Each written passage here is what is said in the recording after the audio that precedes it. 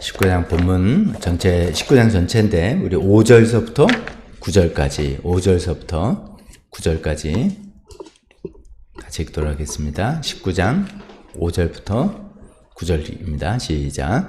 그때 그 보좌로부터 음성이 울려왔습니다. 하나님의 모든 종들아, 하나님을 두려워하는 사람들아, 작은 자들과 큰 자들아, 우리 하나님을 찬양하여라. 나는 큰 무리의 음성 같기도 하고 큰 물소리와 같기도 하고 우렁찬 천둥 소리와 같기도 한 소리를 들었습니다. 할렐루야. 주 우리 하나님 전능하신 분께서 왕권을 잡으셨다. 기뻐하고 즐거워하며 하나님께 영광을 돌리자.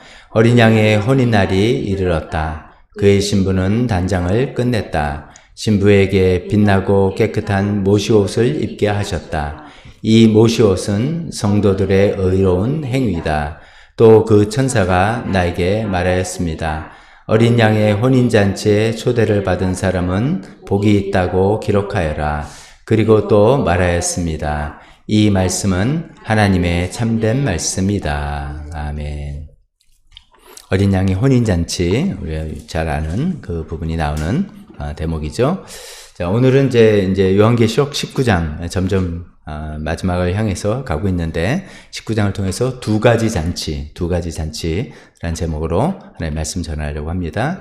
우리가 보통 이제 세상 그냥 종말이야, 세상 참 말세야, 뭐 이런 이야기도 하게 되고 할 때 과연 진짜 이 세상의 역사의 끝의 장면은 어떨까?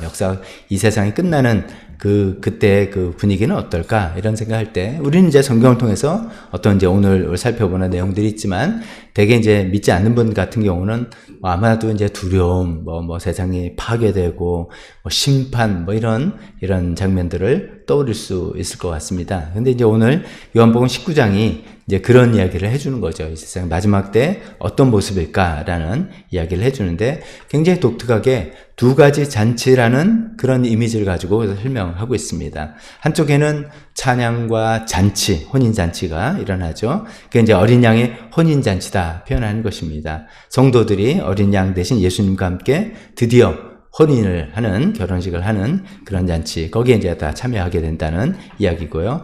또 다른 한쪽은 심판과 멸망이 일어난다. 이것은 하나님의 큰 잔치라는 그 표현을 사용하고 있습니다. 하나님의 큰 잔치인데, 그동안에 이제 이 세상을 지배했던 세상의 지배자들, 권력자들, 악한 무리들, 이 사람들이 쓰러지고, 우리가 그동안 쭉 살펴왔던 그 짐승, 또 거짓 예언자, 이렇게 등장하지 않습니까? 그들이 바빌론을 무대로 활동했었는데, 그 짐승과 거짓 예언자가 유황불바다에 던져지게 되고, 그게 이제 무슨 의미인지 나중에 쭉 살펴보겠습니다.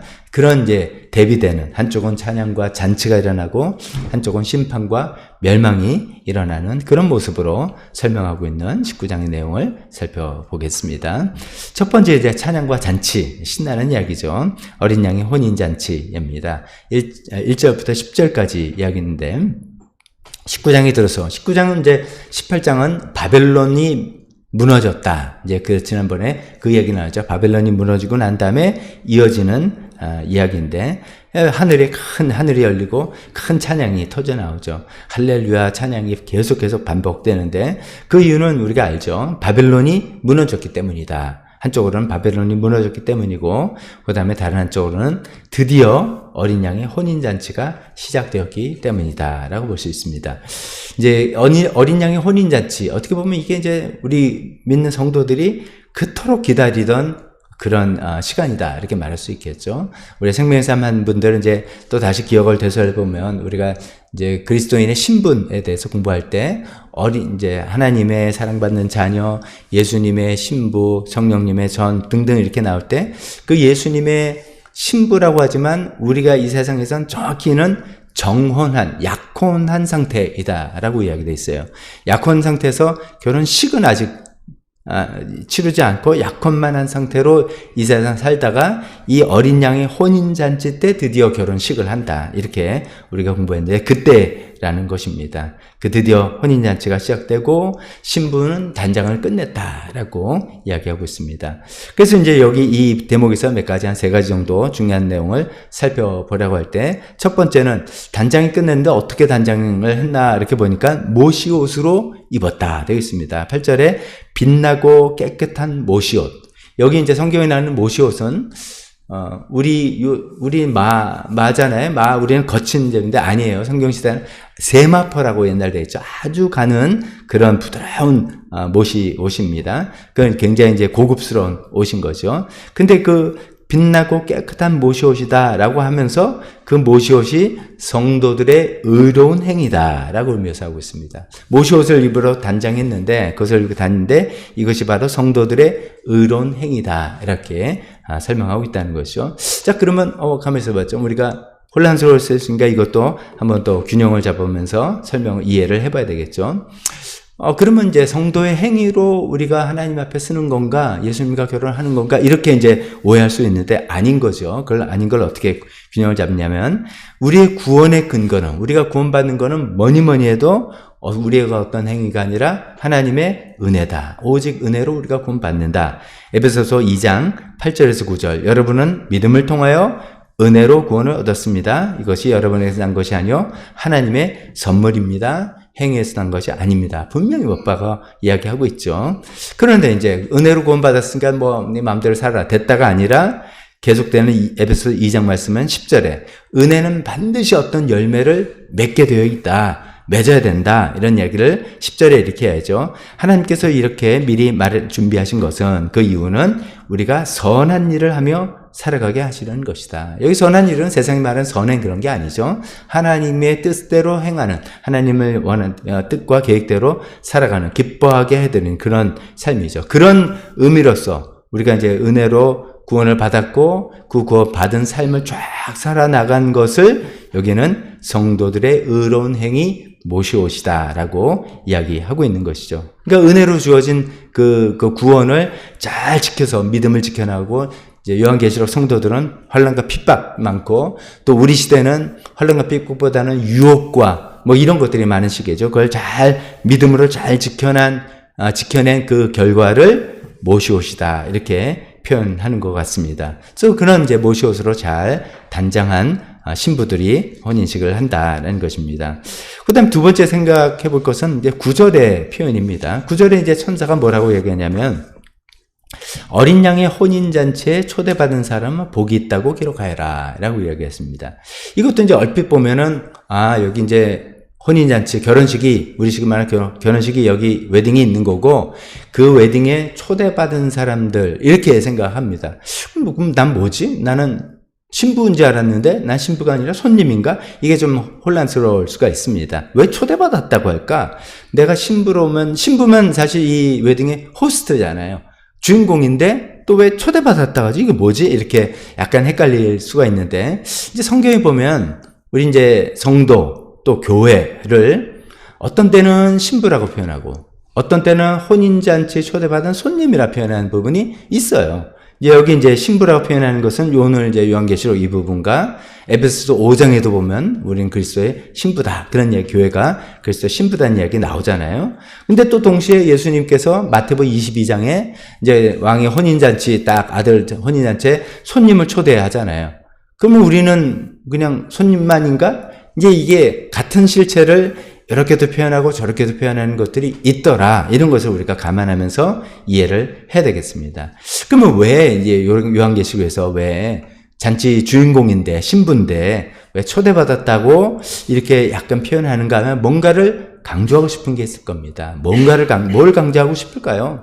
이 혼인잔치에 내가 신부로 쓰는 거는 내가 잘나서가 아니라 그것도 마치 초대받은 것 같은 하나님의 은혜다라는 것을 강조하기 위해서 이런 표현을 쓴 것 같습니다. 성도가 신부가 된 것은 전적으로 하나님의 은혜, 초대, 의한 것이다 라는 것을 또 강조하기 위해서 이런 표현을 쓴 게 아닌가 싶습니다.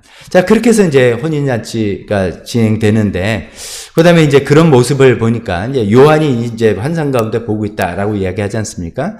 19장에 일어나니까 우리 1절부터 안 읽었지만 뭐 찬양이 확 난리가 나고 거기에 혼인잔치가 있고 뭐 얼마나 뭐 웅장하고 화려하고 빛과 반짝 하겠습니까? 이제 이런 장면을 보고 요한이 막 너무 감동받고 어니벙벙하고 이렇게 감격을 한 거예요. 그래서 이야기를 계속 해주고 있는 이 천사한테 어떻게 했냐면 엎드려서 천사를 경배하고 엎드려가지고 막 경배를 하려고 이제 하니까 천사가 노노노노 나한테 이러지 마라 이 이야기 하는 거죠. 10절에 이러지 말아라.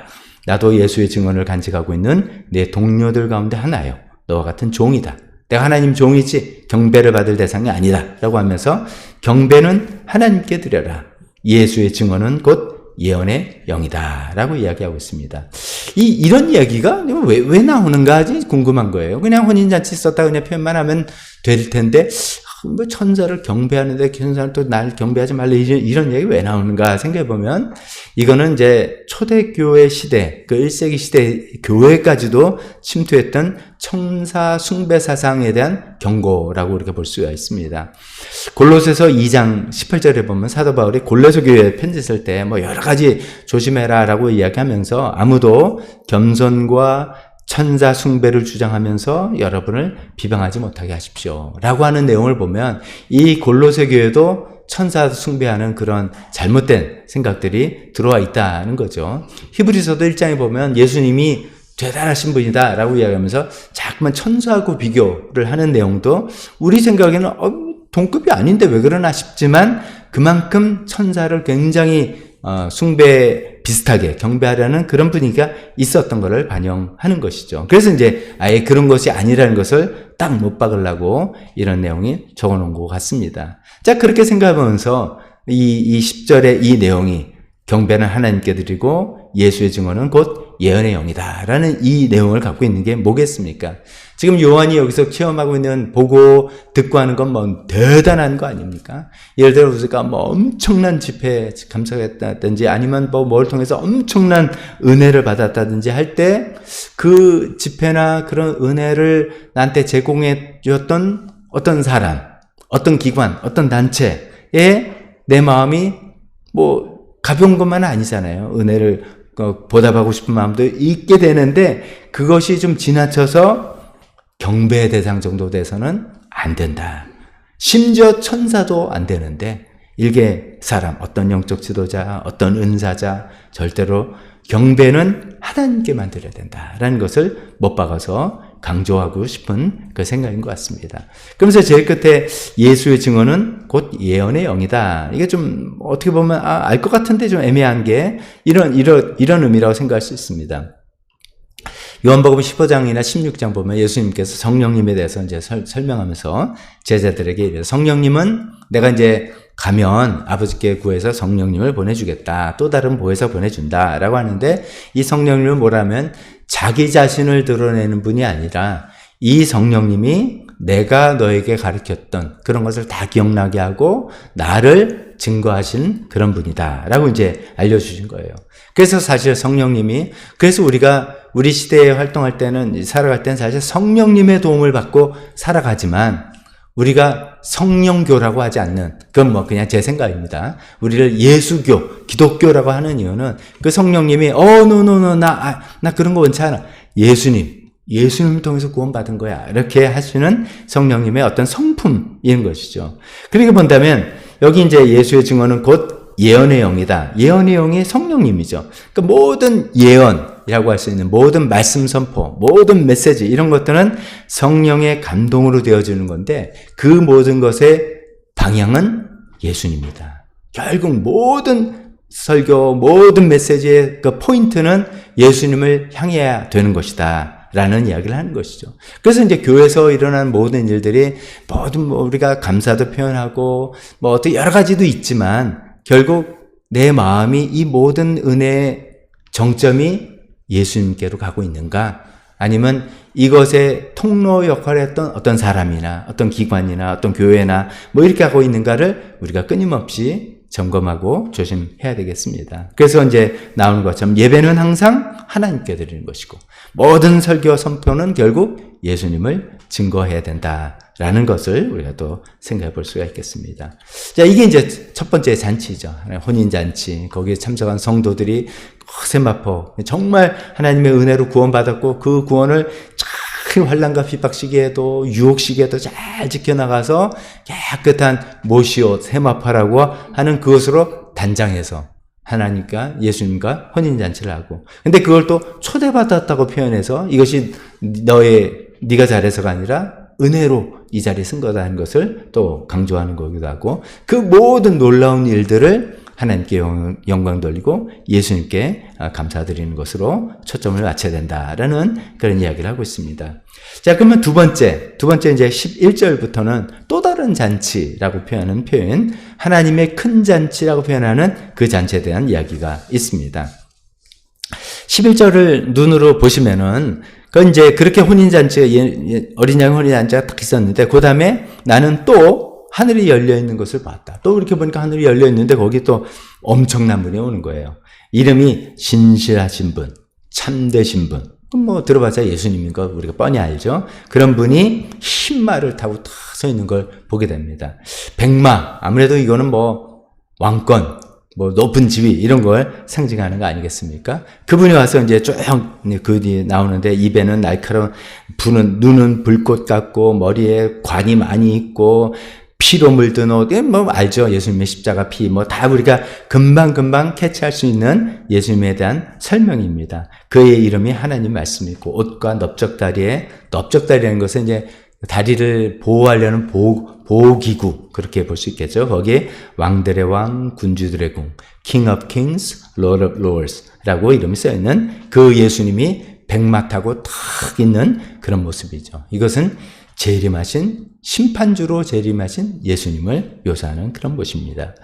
심판주로 재림하신 그 예수님은 눈이 어쩌고저쩌고 있고 그 입에서 날카로운 막 칼이 나오는데 상상하면 좀 너무 이상한 거죠. 막 칼이 팍팍 나오는 건데 그것이 하나님의 말씀의 권세이고 그 하나님의 말씀으로 모든 민족을 치시고 심판하시고 이제 궁극적으로 짐승과 거짓 예언자. 짐승은 우리가 지난번에 살폈습니다. 바다에서 올라온 짐승, 두 번째 땅에서 올라온 짐승. 이 땅에서 올라온 짐승은 거짓 예언자처럼 제사장 역할도 하고 뭐 그랬다. 짐승은 약간 정치 세력, 뭐 여기는 종교와 이데올로기 세력. 그랬던 나중에 한번 또 정리해 보겠습니다만 이 두 세력이 그 예수님을 감히 맞설 수 없고 결국 이 둘은 산채로 유황 불바다에 던져지고 그걸 따르던 조물에게는 전부 다 멸망하게 되는 그런 이유입니다. 그러니까 예수님께서 재림하셔서 심판주로 오셔서 이 땅을 하나님의 공의로 심판하는 그런 모습을 이렇게 설명하고 있습니다. 자, 근데 여기서 이제 백마 타고 흰마를 타고 계신다는 것을 가지고 한번 우리가 초림과 재림을 비교해 보는 것이죠. 예수님이 처음 오셨을 때와 지금 여기에 다시 오실 때 모습이 대조되는 것 같습니다. 예수님의 초림 때는 어떤 동물을 타셨습니까? 나귀잖아요. 나귀를 타신 이유가 평화와 겸손을 상징하기 위해서. 겸손의 왕, 평화의 왕으로 오신 그 예수님. 본인이 그런 메시지를 갖고 오셨기 때문에 어린 나귀를 탔는데 그러면서 예수님께서 보여주신 첫 번째 초림 때 보여주신 것은 하나님의 사랑을 보여주시는 거죠. 하나님이 너희를 이렇게 사랑한다. 죄인을 사랑하신다. 그래서 묻지 않으시고 회개한 사람 다 용서해 주시고 내가 그 죗값을 치르러 왔다. 라고 하신 것이 예수님의 초림의 모습이었다면 이제 여기 재림의 모습은 굉장히 다르죠. 백마를 타고 오십니다. 근데 어쩌면 이제 백마를 타고 오시면서 만왕의 왕, 심판의 주로 오시는 왕입니다. 재림 때는 하나님의 사랑을 보여주신 건 이미 다 보여주셨으니까 하나님의 공의, justice를 보여주러 오시는 거죠. 그래서 심판하시는 그런 모습으로 다가오는 그런 모습을 묘사하고 있습니다. 자, 이게 이제 뭐 초림과 재림과도 비교했지만 아까 이제 오늘 주제가 첫 번째 두 잔치를 비교하는 거니까 그런 거죠. 이 혼인 잔치하고는 굉장히 이제 대조적인 거. 뭐 예수님 그 재림하셨네 해서 끝나는 게 아니라 그 재림을 예수님께서 백마 타고 딱 이렇게 오셨는데 그 다음에 뭐라고 하면 천사가 공중의 새들을 불러서 이렇게 이야기합니다. 하나님의 큰 잔치에 참여하라고 와라! 새들을 막 불러요. 근데 이 새들이 뭐 참새나 비둘기나 이런 새들 종류 같아 보이지 않고 독수리나 왜 이렇게 시체 뜯어먹는 새들 있잖아요. 그런 새들 같은 거예요. 그들 새들이 그 시대의 왕들과 장군들과 용사들의 살을 다 뜯어먹는 그런 끔찍한 장면이 연상됩니다. 하나님이 큰 잔치라니까 여기도 많이 먹을 거 많고 있나 보다. 하나님이 잔치를 베풀었으니까 얼마나 먹을 거 많고 맛있는 거 많겠냐가 아니라 그 잔치는 왕들과 장군들과 용사들과 그 당시를 지배하던 사람들의 시체를 뜯어먹는 그런 잔치라는 거죠. 끔찍한 장면이죠. 왜 이렇게 끔찍한 장면을 이야기하나라고 생각해보면 이것은 구약의 배경을 갖고 있습니다. 에스겔서 39장 17절에서 보면 거의 비슷한 내용들이 예언되어 있는 거예요. 하나님이 그 당시에 이스라엘 치러온 그 곡이라고 하는 북쪽에 있는 어떤 지역의 사람들과 그 군대를 심판하면서 새와 짐승들을 불러서 그들의 살과 피를 뜯어먹으라 하는 그런 내용들을 차용해서 그 내용을 에스겔서의 내용을 차용해서 여기에 이제 쓴 거죠. 그래서 새들이 등장하고 살을 뜯어먹는 그런 이야기를 하고 있습니다. 그러면서 이제 말하고 싶은 건 그런 거죠. 이 세상의 왕들과 용사들과 장군들, 그 시대에 모든 권력을 갖고 있는, 권세를 갖고 있는 사람들이지만 그 사람들의 마지막 모습은 영광스러운 모습이 아니라 수치와 멸망이다. 살점이 뜯기는 거잖아요. 그리고 사람이 죽으면 보통 그렇잖아요. 마지막까지 우리가 그 고인을 존중하게 표현해서 장례를 잘 치러드리는 거죠. 시신을 안 보는 거죠. 그래서 다 싸고 관에 묻어서 시신은 이제 더 이상, 왜냐면 그 시신의 죽은 모습은 수치로 여겨지니까 잘 묻어서 매장했거나 화장하는 등등 하는 건데, 그 당시에 권세가들의 모습은 시체가 다 뜯겨나가는 그런 모습이라는 거죠. 수치, 멸망, 이런 것이죠. 그래서 이제 이 19장의 내용은 그 대조를 일부러 주는 것 같습니다. 한쪽에는 봐라 세상이 끝나래, 한쪽에는 어린 양의 혼인잔치가 있다, 기쁨의 잔치가 있다, 정말 감격의 잔치가 있다. 또 한쪽에는 하나님의 큰 잔치가 있는데 그 잔치는 끔찍한 잔치다, 소름 끼치는 잔치고 멸망의 잔치다. 그러면서 은연히 던지는 메시지는 너는 어느 잔치에 들어가고 싶으냐. 우리는 물론 이제 예수님 믿었으니까 당연히 저희는 어린 양의 혼인잔치죠 라고 하지만, 이 메시지를 처음에 듣는 사람들은 갈등도 있었을 거 아닙니까? 워낙 핍박과 환난이 심하니까 믿음을 관둘까 하는 갈등도 있을 때 이거를 탁 대조적으로 보여주면서 이 믿음을 내려놓으면 하나님의 큰 잔치, 이 끔찍한 잔치가 너를 기다리는 심판의 잔치에 놓이게 되는데, 이 믿음을 끝까지 지켜서 성도의 의로운 옷을 행위로 입게 되면 너는 구원의 잔치, 기쁨의 잔치에 들어가는 것이다.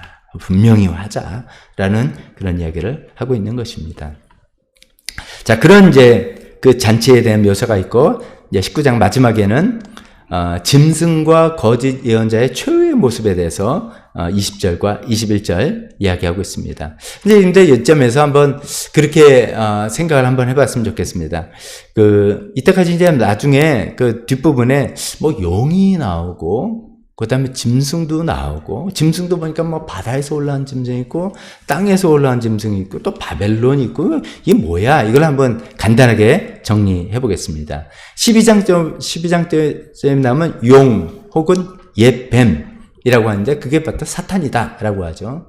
우리가 성경적으로 이제 사탄, 악마, 마귀, 이 같은 용입니다. devil 혹은 satan. 이거죠. 그래서 용, 옛뱀, 사탄, 악마, 마귀 다 이제 같은 모든 악의 배후에 어떤 하나님을 대적하는 어떤 존재라고 볼 수 있겠죠.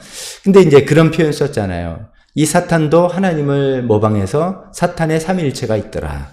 성부, 성자, 성령처럼 자기가 성부인 것 같고 또 두 세력을 건드리는데, 그 중에 하나가 이제 13장 1절부터 나오는 바다에서 올라온 짐승이라고, 비스트라고 하는 그런 존재라고 나왔습니다. 그 이제 이 짐승이라는 존재는 정치적인 권력, 국가 권력 뭐 이런 거라고 우리가 생각해 볼 수 있다라고 했습니다. 그다음에 또 이제 한쪽의 축은 땅에서 올라온 짐승인데 이 짐승의 역할을 보니까 거짓 예언자고 뭐 선지자고 약간 종교의 권력, 문화, 이데올로기의 권력 뭐 이런 것들을 갖고 있는 그런 존재다라고 생각했어요. 그래서 이 셋을 사탄의 삼일체 이렇게 됐는데 그 다음에 17장에 보면 바벨론이라는 표현이 납니다. 바벨론은 이런 모든 세력들이 이 권력과 종교가 만드는 세속적인 어떤 시스템 이렇게 이해하면 좋겠습니다. 이제 바벨론 제국인데 그 이제 바벨론 제국이 사실 로마 제국을 이야기하고 싶었던 거라 그랬잖아요.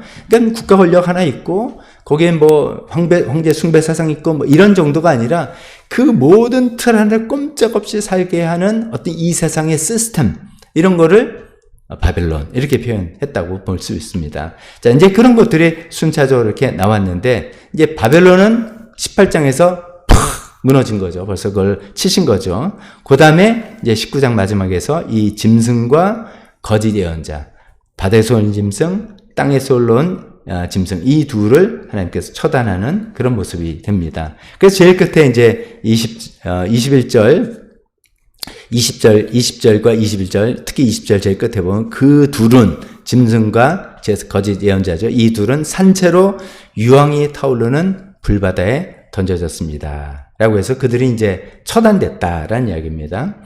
근데 그러면 사탄의 삼일체 중에 이 양쪽 이 둘은 여기서 끝났구나.